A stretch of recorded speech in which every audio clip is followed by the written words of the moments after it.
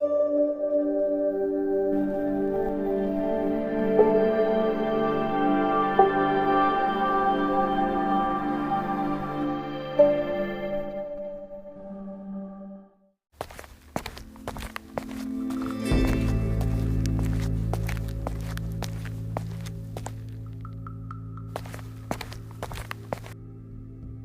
एकादशी है बेटा। बाबा जी, आप रोज यही धमकी देते हो, कल एकादशी कल एकादशी, पर मेरी एकादशी तो सिर्फ खाकर पूरी होती है। उपवास में खाने का क्या तुक? खाली पेट उपवास करने से आदमी भगवान के पास चला जाता है और पेट भर खाने से भगवान हमारे पास आते हैं। फर्क बस इतना है। अपने आश्रम का नियम मत भूलना, एकादशी में चूल्हा नहीं जलेगा। ठीक है बाबा जी, मैं चूल्हा जंगल में जला दूंगा, आश्रम पवित्र रहेगा। और ठाकुर जी को भोग जरूर लगाना। भोग तो लगेगा बाबा जी, बल्कि इस बार स्पेशल फुल बुफे लगेगा। एक दिन पहले की तैयारी। अय्या बाजार जाते समय मन में सोचता है, या बाबा जी अपने आप को पता नहीं क्या समझते हैं, ना खुद खाते हैं और ना मुझे खाने देते हैं। भैया मुझे 20 किलो आटा, 6 किलो घी, 3 बोरी लकड़ियाँ, 5 किलो मिठाई और 2 बड़े कढ़ाई दो। किसका भंडारा है? भगवान और मेरे बीच का सीक्रेट, लेकिन दोनों बराबर के हिस्सेदार हैं। अब सारा सामान एक गाड़ी में लौट करके जाता हूँ। इस बार खाना नहीं मिला तो बाबा जी कुछ भी कर लें और ठाकुर के ठाकुर भी कुछ भी कर लें, मैं इस बार देख लूंगा। हर बार कुछ ना कुछ गड़बड़ हो ही जाती है, ना खाने को मिलता है ना चैन से बैठने को। बच्चा तुम आ गए, बहुत टाइम लगा दिया। बाबा जी मेरा दिमाग और खराब मत करो, पहले से ही मेरा दिमाग बहुत खराब है। एक तो आप एकादशी वाले दिन खाना नहीं बनाने देते और ऊपर से बोलते हो जंगल में जाकर बना ले रसोई, और तुम्हारे ठाकुर भी आ जाते हैं खाना खाने। पहले तो ठाकुर आते थे, अब तो ठाकुर के ठाकुर भी आने लगे हैं। ठाकुर के ठाकुर को देखो, वाह, अपने साथ भूत प्रेत को भी लेकर आते हैं। हाँ, नहीं कि अपने आप चुपचाप चले जाएं। जैसे आप मुझसे परेशान करते हो वैसे वो भी मुझे परेशान करते हैं। पता नहीं बच्चे की जान लेकर ही मानेंगे क्या। एकादशी वाला दिन अढ़ैया आश्रम से सामान लेकर आता है। सामान को अपनी अपनी जगह पर रखकर अपना खाना बनाने का काम शुरू कर देता है। सुबह सुबह अढ़ैया ने लकड़ियां सजाईं, लोहा तपा, घी गर्म हुआ, बाटियां सेंकी जाने लगी, दाल में लहसुन का छौंक लगा, मिठाइयों की खुशबू चारों तरफ फैलने लगी। तभी अढ़ैया मन ही मन सोचता है, आज तो मैं पेट भर के खाना खाऊंगा और मेरे गुरुजी के ठाकुर भी साथ में खाना खाएंगे। उनके साथ जानकी, लक्ष्मण और हनुमान जी भी खाएंगे। आज तो मैंने इतना खाना बनाया है कि जब तक हम सब मिलकर नहीं खाएंगे ये खाना खत्म नहीं होगा। गुरुदेव के ठाकुर अब खाना खा लो। अढ़ैया मन ही मन बोलता है। आज तो ठाकुर के ठाकुर भी खाना खाकर खुश हो जाएंगे, साथ में गोरा पार्वती भी। सीता माता बोली, प्रभु कहाँ चले आप? अढ़ैया मुझे खाने के लिए बुला रहा है। मैं भी चलती हूँ, वहाँ खाना बहुत अच्छा बनता है। भैया भाभी मुझे भूल गए क्या? मैं भी चल रहा हूँ साथ में। प्रभु, इस छोटे से सेवक को भी साथ ले चलिए, मैं भी थोड़ा सा कुछ खा लूंगा। सब मिलकर जंगल की तरफ जाने लगते हैं और मन ही मन सोचते हैं ऐसा क्या बनाया होगा स्पेशल। हर बार की तरह बाटी तो नहीं बनाई है, या इस बार कुछ और खास बनाया है। सोचते सोचते सब आगे बढ़ते जाते हैं।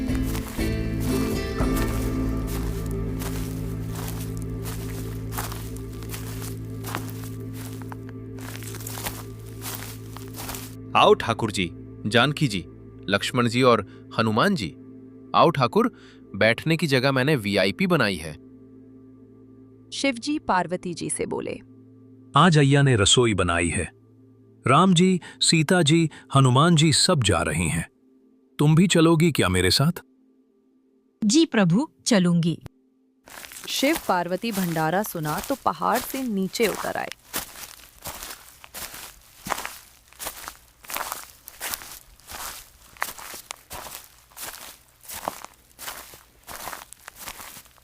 ठाकुर जी, अभी बच्चा कौन आ गया यहाँ पर, और ये किसका बच्चा है?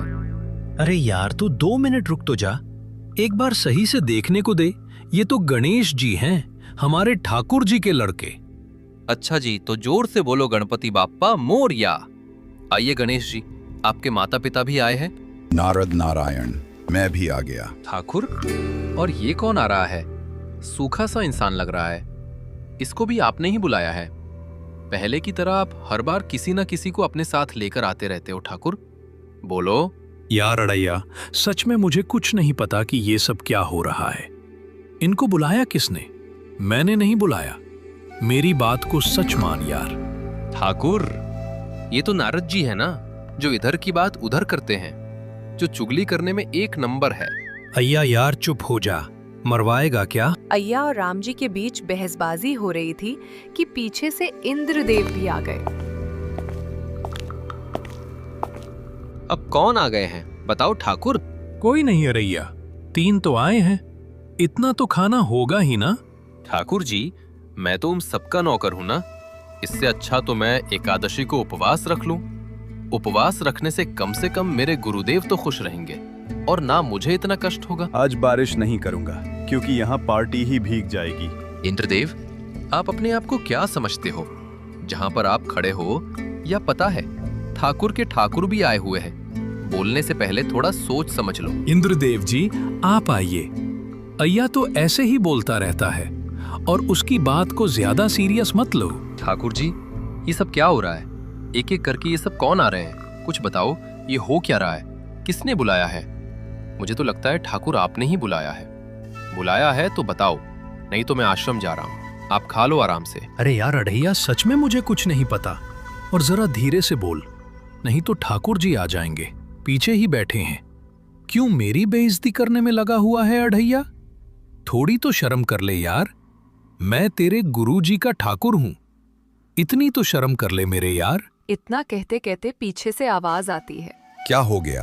क्यों लड़ रहे हो तुम दोनों? अरे ठाकुर के ठाकुर जी, एक एक करके देखो ना कितने आ गए हैं। मुझे तो लगता है ये सब गुरुजी के ठाकुर ने ही बुलाए हैं और अब ये सब मुझ पर ही चिल्ला रहे हैं। अब आप ही देखें ठाकुर जी, मैं तो बस रसोई बना रहा था। इतनी बात हो ही रही थी कि पीछे से अचानक कोई भारी आवाज आती है। अब ये कौन आ गया ठाकुर जी? हम है यम, यम है हम ही हैं यम। राम जी और शिव जी को मेरा प्रणाम। देवलोक तक खुशबू आ रही थी भंडारे की, तो मैंने सोचा मैं भी आकर खा लूं। राम जी, शिव जी, बताइए ना, मैंने आकर कोई गलती तो नहीं की? आइए यमराज जी, आपसे बेर लेकर हमें स्वर्गलोक में रहना है। कृपा करके आप जरूर आइए प्रभु। अरे ठाकुर के ठाकुर जी, ये तो पूरा देव संसद आ गई है। मेरा 20 किलो आटा तो पलक झपकते ही उड़ जाएगा। यार तू चुप हो जा। देख तो ले, सामने यमराज जी हैं। थोड़ी तो शर्म कर। यमराज जी, चलिए भोजन ग्रहण करते हैं। अय्या खाना देखने आता है। देखते ही उसके होश उड़ जाते हैं।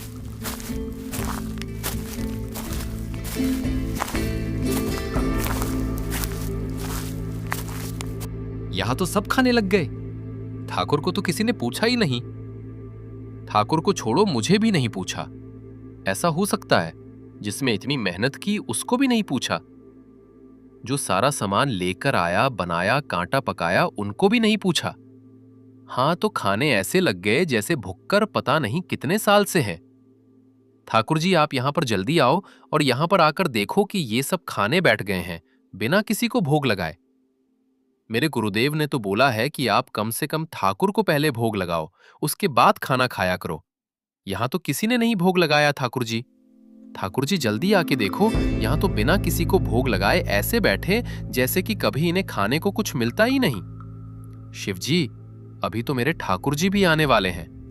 अगर वहां आए और खाना खत्म हो गया तो मैं क्या बोलूंगा उन्हें कि आज भंडारा समाप्त हो गया समय से पहले?